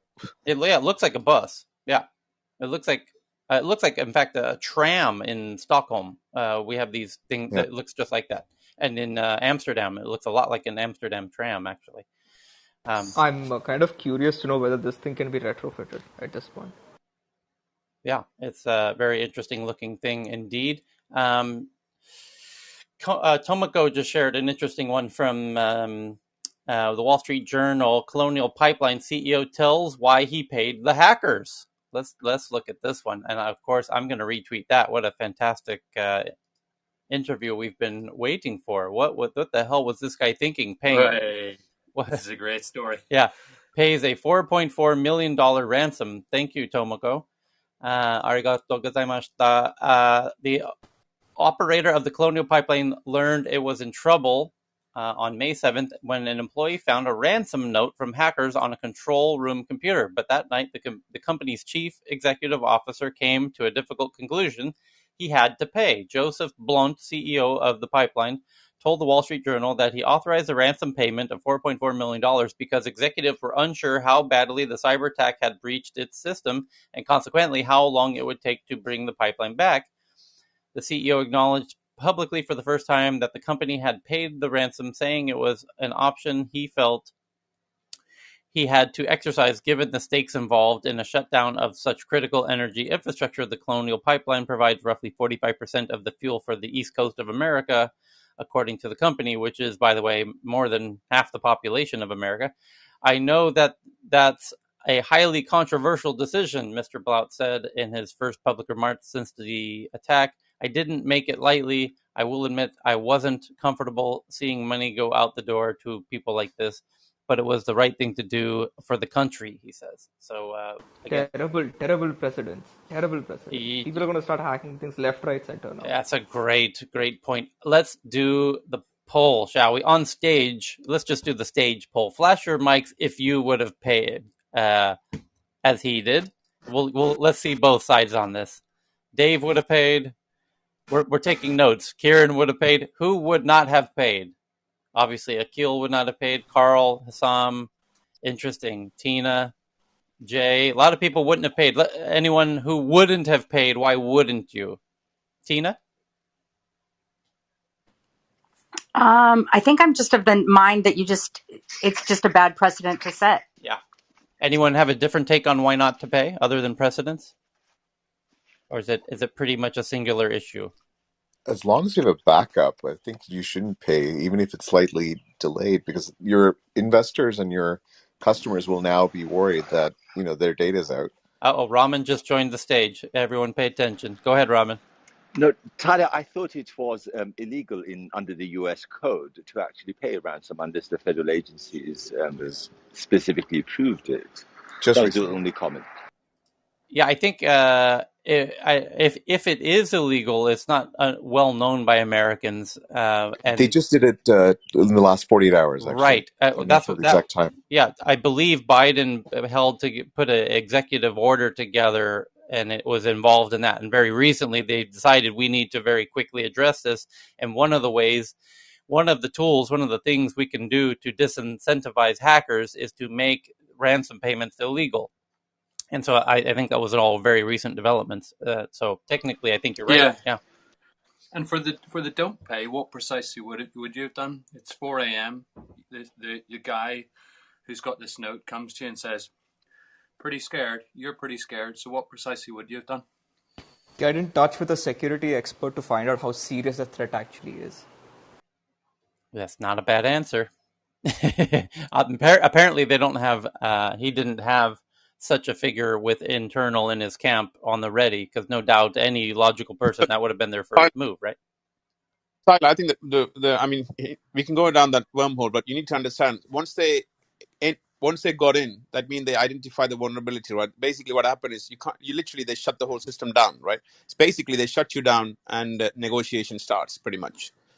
So I don't think it's you'll have the time to realize how bad the hack is. These are like this space. I think someone asked an interesting question: why the regulators haven't clamped down on this? It's because this thing has been there for hundreds of years. Most of the time, it's been in the fringes in the espionage and intelligence agency, right? They do this a lot. So it's I think that's where the kind of the threat ends. But now I think the fact that this thing hit the headline is just kind of worked against these ransomware. That's the issue, because this has always happened, but it just never comes public. Yeah, so I think it's very difficult to regulate this space. So I voted that I would pay for it, because what happens is that once you once you don't pay, and but they start exposing your company, what happens is it opens up other hackers towards you, right? And it exposes even more vulnerability. So you literally pay and just just move on, and then you work on your security. That's pretty much been this But space. Kieran, that's a double-edged sword, right? Like, what's the guarantee that they won't open you up after you pay the ransom? These are not ethical So, guys. so basically, they are the most honest honest guys, and they are pretty much it's purely for business, right? So the way this works is that the dark web. So the companies, how it works is these guys will provide the hackers where the vulnerabilities are, which industry has a vulnerability, even to a specific detail, which company and what systems they're using, and then they will provide the tool to hack in. Then what will happen is they will act as a consultant, like McKinsey, all of these guys, get in the middle of a negotiation. Then they just take a cut on that negotiation. So that business is the model, right? So it's not that after you pay they disappear. It just doesn't work like that. They will tell you, they hacked, and let's start the negotiation, and there will be a intermediate would be brought in this case, this dark web guys come in, and the negotiation will begin. And once it's done, literally the business is done, and they're gone to the next one. Hmm. Yeah, it's Here's the tough. I thing, was though. gonna. Sorry, Tina. Sorry, I just want. So I think we're a panel of tech people. This is an industry. This is a legacy industry. One of the, I think I spoke too quickly, but the truth of the matter is that this is an industry that I feel, and I may be completely wrong, isn't normally, I mean, I understand it's an energy sector, but I get the feeling that this guy was completely off. $4.4 million for $1 billion organization, that's peanuts. It's kind of a joke. It's almost like, when we fine Facebook, the joke fines that they get fined. This is the kind of ransom that it was kind of a sad little ransom. He can talk about it. Oh, it was hard to watch the money go out the door. Really? What's that? Like a couple minutes worth of what you make? But the truth of the matter is, it's like, I'm not sure what the security is regarding a oil company or a pipeline company, but I almost feel like they weren't ready for something like this to happen to them, because it's not an industry that really deals with security the way that a tech organization would. And that's kind of like, the more that I think about this, the more that sort of starts to resonate with me. Anyways, I wanted to add But that. I there's a Thanks. I principle think there's a involved, Yeah. right? When you agree to be held hostage. No, Well, just jump into a different topic, like, and connect it with Pierre's. Like, what's quantum going to do for these guys? Is it going to be like another Oh boy. serious accelerator? Oh boy. Like, Yeah, similar to Goldman Sachs, right? Yeah, quantum hacking is going to get But crazy. maybe, Yeah. so I don't know if yeah, you got when the yeah, center but could I, when sorry, the could I when just sorry for interject because I no, I think actually it's a very good comment made by Tina because again my wife is a specialist in insurances but in special risks, so she manages specifically for entrepreneurs on an international level, looking at cybersecurity, but also kidnapping insurances, also keyman risks, and so on. So this is the special risks. And if you understand that industry behind and how they think and how they protect and how they test, I can understand that a company wants to use hacking to see how safe their own walls are, and if you're able to end, and you pay for that.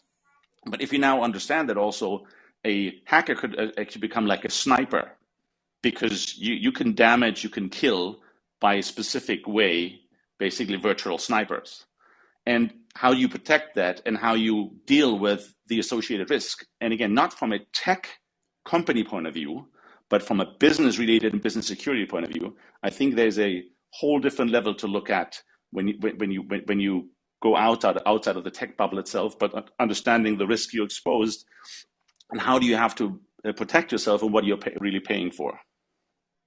So yes, I think a few days ago when the senator came on Clubhouse, I don't know what was his name. I think someone asked that question, right? And he did say, that will be treated like a terrorist going forward, and America should send the troops and literally, wipe them out on the ground. That's pretty much, I think, was his exact wording around that. So I think, yeah, so it is, they are taking it seriously. This incident, I think, because they're starting to realize that this is becoming like a ransomware as a service. It's a business itself. It can become the cloud service, right? So it's yeah, yeah. he said, and I pretty much quote, they should feel the full force of our cyber capability against them, something like Yeah, that. I remember reading that quote and your love of that quote. Yeah, it's a great tweet. Yeah. I think on just that point, soon after they received the money, the site was taken down and their bank accounts, I think, were shut down. I didn't follow this story in detail, but I think there was some federal agency involvement in that regard, unless it was a coincidence. And also on the question of the quantum computing's effect on the industry, the paper that was published by Goldman Sachs in this suggested that the new approach that they had taken to factorization, prime number factorization, meant that it was, breaking the RSA code or encryption method was within a 5-year reach, if that's of any interest. I've got a couple of headlines. Just moving on to other topics here. The the App Store. This battle between Fortnite, the makers of Fortnite, Epic, is fighting Apple over the App Store. An Apple App Store executive testified that Apple has made more than $100 million from Fortnite commissions in the past 2 years. Just to give you a sense of how much that 30% cut they are taking from Epic is, and why they feel it's worth fighting about, because it's about $50 million a year that Apple's getting from one app by the name of Fortnite. And now you know why they are willing to go to court about it, because if they can change that rate from 30% to 20%, that's a lot of millions of dollars. Another interesting headline: the FTC, the Federal Trade Commission, and 6 U.S. attorney generals are suing a internet service provider named Frontier for allegedly providing slower internet speeds than promised to its $1.3 million customers across 25 states. And it's a funny headline because I think all of us feel like we're getting shortchanged by our internet service providers. I often call mine and show them a screenshot of my speed test, and they come out and fix it. Because it often does dip below what my 1,000 megabytes down and 1,000 megabytes up.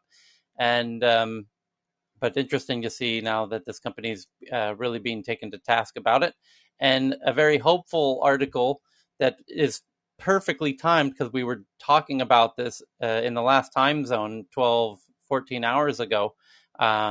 with Dr. Francine Hardaway on stage, we were talking about the golden days of surfing the internet when it was driven by what's called RSS, really simple this and RSS feed readers, namely Google Reader. And for those folks who were around in that period, surfing the web around 2005, 6, 7, it was truly, I think many people would agree, that was the best moment of the web, because the web was driven, it was pre-Twitter, because Twitter came out in 2007, and Facebook wasn't really doing the news feeds yet. So everyone was getting their news, and it started out with blogs, and blogs were controlled by individuals. There wasn't really advertising. Everyone had their own blog. But rather than go to everybody's blog every day and, you're jumping from blog to blog to blog to blog to blog, you might go to 20 different blogs that you follow every day. There was a Google Reader, and Google Reader pulled in all of the blog posts into one app, like Twitter. So you could just scroll through the headlines like you do when you're scrolling Twitter. But these were blog posts written by people that you want to follow, who had written much more thoughtful pieces, articles rather than tweets. And it is, even thinking back upon it, that was a superior situation. You had people writing articles who were smart, and there was a little bit of a barrier, because you had to actually fully think out your thoughts before publishing them. And then it comes into your little reader, and it was a beautiful experience. And that's gone. Google killed Google Reader, and a lot of people are still angry about it 10, 20 years later. But now the headline is Google is testing a follow button in Chrome for sites that support RSS, because many blogs still do exist and they still support RSS. And so now Chrome is going to have a little miniature Google Reader built into Google Chrome. So it says, with content appearing in the new tab page, initially a Chrome for Chrome Canary users, web browsers used to feature feed aggregators, which was called Google, the Google RSS reader, Google Reader. But those built-in capabilities have since phased out, and now they're bringing it back with the new follow button in Chrome that'll be coming out. And that is incredibly good news to those of us who miss the golden days of blog information consumption. Warner Media says HBO's Max cheaper and ad-supported tier. This new big mega merger happening in Hollywood between Warner Media and HBO and AT&T to compete with Netflix and to compete with Disney. They're now saying that there will be a cheaper ad-supported tier that will cost $10 a month. And now that's quite interesting. It's going to launch in the first week of June, they say, and it'll come the week after. So they're going to announce the ad-free version, like Netflix is ad-free, like Disney Plus is ad-free. And what they're going to do is give you the choice, I guess, between a full rate one of $20 a month, or the ad supported level that will be $10 a month. So you're still going to pay half the price, but it'll be subsidized by ads. And so now we're getting back to TV land again, where it's on-demand TV. It's ad-supported. I guess that's what YouTube is, actually. YouTube is ad-supported on-demand video content. And this is sort of Warner Media and HBO and others pooling together their intellectual property, all of their content of film and TV shows, and taking it out of the control of YouTube and making their own YouTube, essentially. That's what YouTube is, ad-supported, real-time on-demand content. But they're going to have a $10 a month version. Interesting to watch how the media space develops in that way. And we still have $1.50 version of YouTube, by the way, YouTube Premium with no ads. yes, which it's the only thing I pay for, actually. In Thailand, it's $3 a month, and it's ad-free YouTube, and you get YouTube Music, which is like Spotify, and it's very cool indeed. And they tell you how many ads you've avoided, and in the past year, I think I've avoided something like 7 days worth of ads. For $3 a month, it's not a bad deal. Apple announced accessibility features, including background sound, to help maintain focus and calm. So for people who have trouble maintaining focus and staying calm, they're now adding the accessibility features, including background sounds. assistive touch with Apple Watch and iPad eye tracking.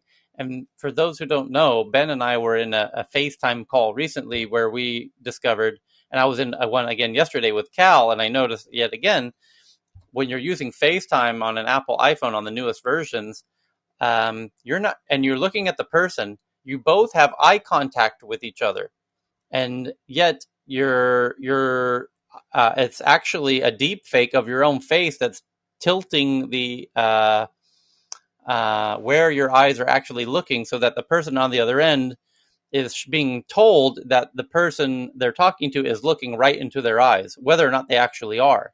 And it's a really incredible use of the technology to shift the eyes of the people in the FaceTime call so that each person believes they have direct eye contact while they're calling, when in reality they don't. And it's the they're faking the and making a fake version of your face that in real time that you're unaware of. And I also learned recently that the new iMacs, the camera on the screen is when you're on a Zoom call, it's tracking where your mouth is exactly, and the microphones can focus on where your mouth is to help block out the background noise, which I thought was truly genius as well. So there's all kinds of really interesting innovations that Apple does that often doesn't get brought to light. Yeah, On Akil? the Apple thing, Yeah. did you cover the lossless music fiasco that's going on? Well, we covered lossless music, but not the Fiasco. What's going on? So, even if you buy the latest, most expensive AirPods, they don't support the lossless music that Apple provides. Correct. And you can try that even with a lightning cable, but by the time, Correct. It won't even work. using the cable, yeah, if it reaches, by the time it reaches his ears, it's not lossless Yeah. anymore. This isn't so much of a scandal as people might realize, and I have some deep domain expertise on this particular issue as a former, audio engineer recorder, and recording bands for many years as we did, where you're dealing with the pure audio from the instruments into the mixer, which is pure fidelity. There's no signal loss really, or very, very, very, very little. And when you're recording records, you're recording down, hundreds of tracks in an app called Pro Tools that are essentially great fidelity. And then that all gets mixed down. And then you have to mix all of your tracks.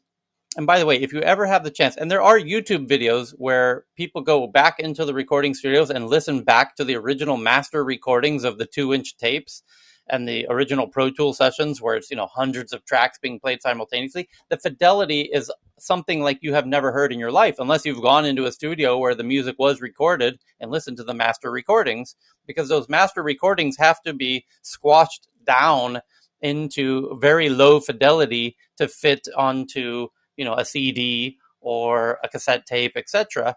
And an incredible amount of fidelity is lost, by the way, and it's further lost when you squash it down into an MP3.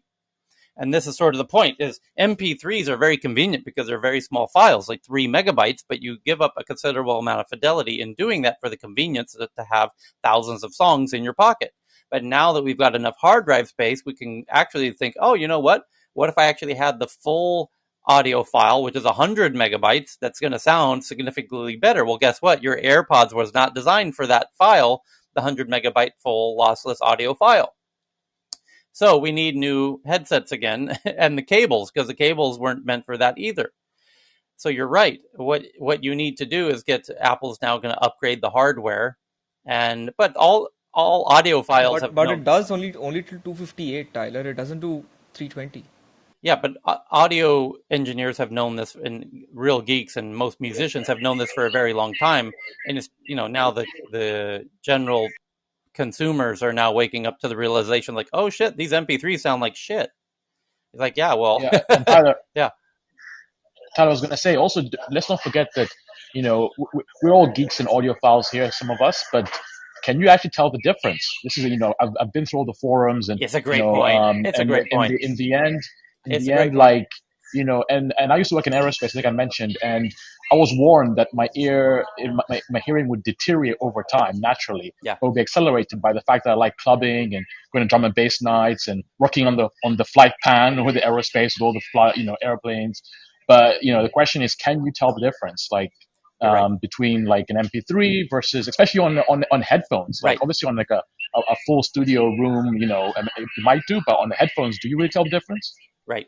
This is a great question, actually, and it's a question that used to come up all the time when MP3s were starting, and when Napster was starting in 2000, because that was really when MP3s really started taking off and people playing MP3s on their desktop computers and etc. And then the iPod came out, and a lot of people are like, "Holy shit!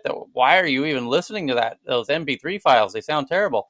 And there's audiophiles who spend lots of money on their systems, and the reality is it depends on your hardware. And still, to Mabana's point, most people honestly really don't notice much of a difference. If you just ask them, hey, did you notice the difference between, let me play you this song twice, here it is A, here it is B, the first time was an MP3, the second time was like the real lossless fidelity.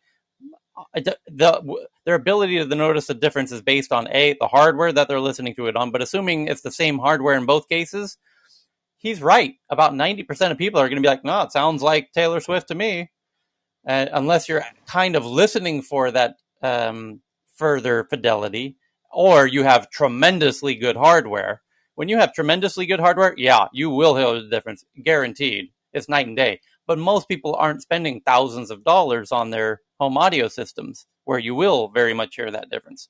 So it's, yeah. And Tyler, just briefly back on your FaceTime. Let me one tiny point, Dave. The newest headphones, the AirPods Max, the $550 ones. You probably will hear the difference in those, and I think that's why it's, again, not a coincidence that those headphones came out, and now they're doing lossless, and now the VR spatial thing is coming out, because now that those headphones exist, now people are noticing a difference, and that's why it's now worthwhile to add that new layer back, because there now finally is hardware that can take advantage of it. Yes, Dave. But the the 550 spatial ones won't don't work. support lossless. The spatial works in the new AirPod Max Pros, those big $600 headphones. But the new update's not going to work on it, though. That's what they were saying. Oh, Let me verify that. Go ahead, Dave. Yeah. So, just remember Chris came on and he gave us the real interesting diagram of the inference of the eye, and there's like 20, 40 data points. So, like, I'm just going back to your Cal, like the FaceTime thing. Do you think that they're that FaceTime are getting some of those inferences now? Like, i.e., if you and I were doing a FaceTime call now, Tyler, you wouldn't see where my eyes are going, but then there's a machine getting it and maybe looking in the background. I don't know. I'm just trying to contextualize some of these topics. I missed the question myself. Cal, did you get it? I got it. He's last time when Nicholas was here, he put up a picture showing 40 different data points that eye tracking can get, and his question is, are these companies getting some of the data when you're FaceTiming? I'm sorry. 1 second. 1 second. Darling, can do protein also? Yeah. Give it to me again. Sorry. No.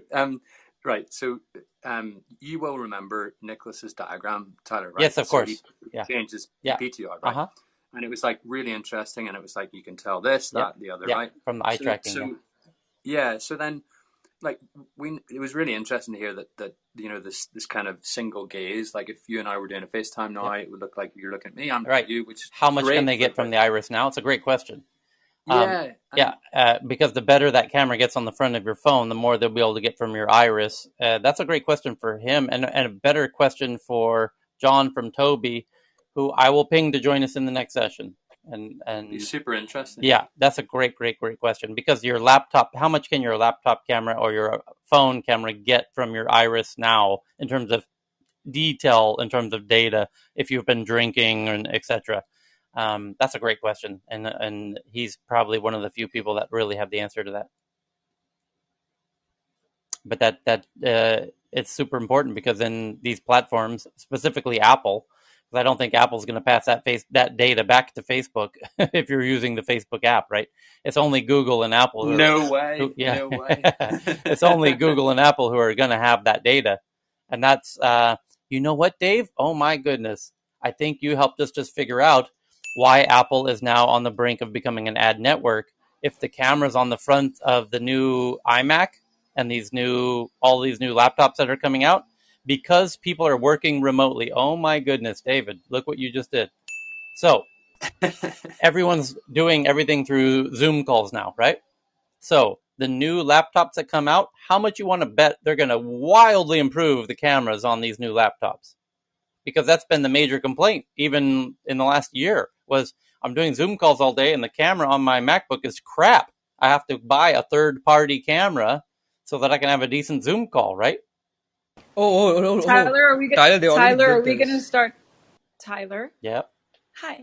Are we going to start taking bets on that? Because I think that would be an interesting way to kind of inspire this audience to sort of take a bet on it and see what it would be like, and maybe that revenue could go to some charity or to Okay, but hang some. on. Let me paint this picture for everybody.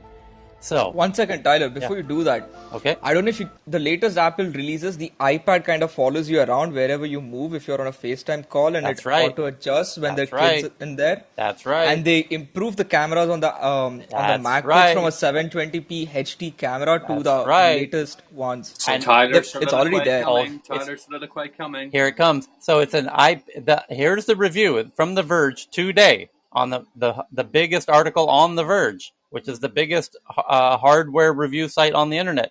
It's all about the iPad Pro review. Amazing With the mini. M1 machine learning It's chip. got the M1 chip, but and they focus on the camera, and they focus on how amazingly well it works for video calls, right?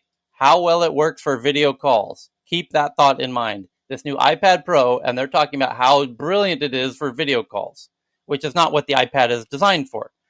But the iPad Pro is fantastic for video calls. Here's why, and here's why this is an absolute game changer for the future of Apple. Here, check this out. Oh my God, we just figured this out. I can't believe this. So let's check it out. So the iPad Pro is the first of many new Apple devices to come out in the next year. They just announced them 48 hours ago. You got the new MacBook Pro 14-inch and 16-inch, a new Mac Pro for your desktop, the bigger screen iMacs, etc., etc., etc. They're just all the new devices are all coming out now.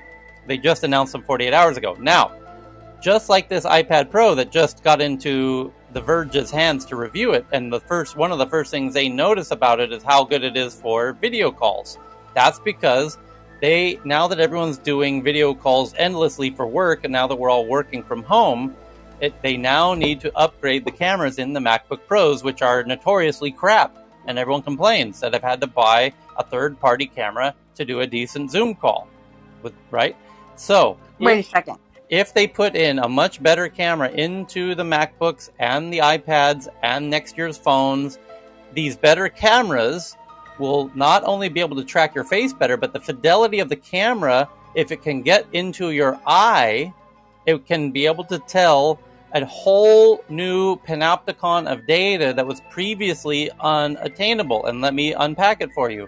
It can tell your gender, your age, your geographical origin, your biometric identity, your physical health, if you've had a concussion, chronic pain, vision disorders, obesity, Parkinson's disease, your mental health, if you've had depression, PTSD, autism, or eating disorders, your personality traits, if you're an extrovert or have neuroticism, your skills and ability, your level of sleepiness, your drug consumption, if you're under the influence of alcohol, tobacco, cocaine, MDMA, or cannabis, your mental workload, and your cognitive processes, all from your iris, if the fidelity on these new cameras is what I suspect it probably is, because the value to Apple to have all of that data to build the world's most data-rich ad network is worth trillions of dollars. If they Tyler, yes. Face emojis were the beta. They tested it out with face emojis. Now they're rolling it out.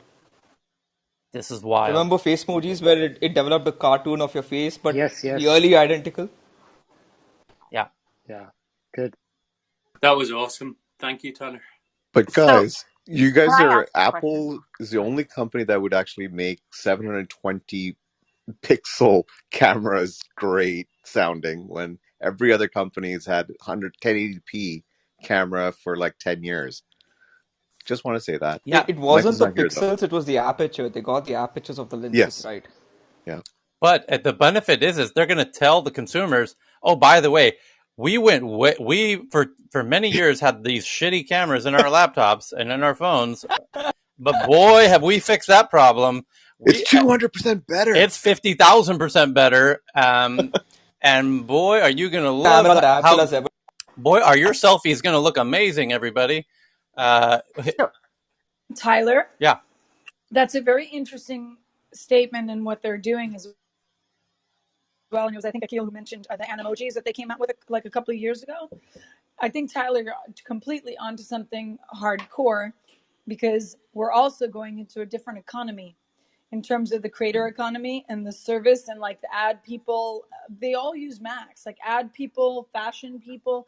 Most of the soft industries that deal with like PR, marketing, comms, they tend to all have Macs. So it's very interesting to see that, because they usually are the ones that are also always buying the latest gadgets or the latest devices. So when people are delivering products for these big companies as well, they're going to also deliver off these same devices. So I'm really curious to see how the interoperability of the softwares that are going to come out too, because that's the next level, right? The next level is, what is the creator economy going to be able to deliver against if these products come out this way?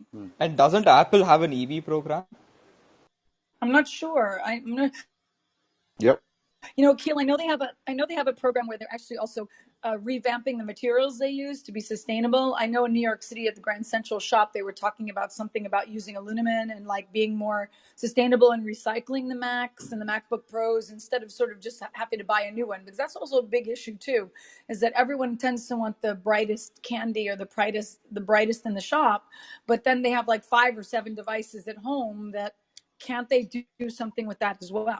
I think Apple might be the first company on the planet to actually map out your whole life digitally. Yeah. So check this I'd out. probably agree with Akil.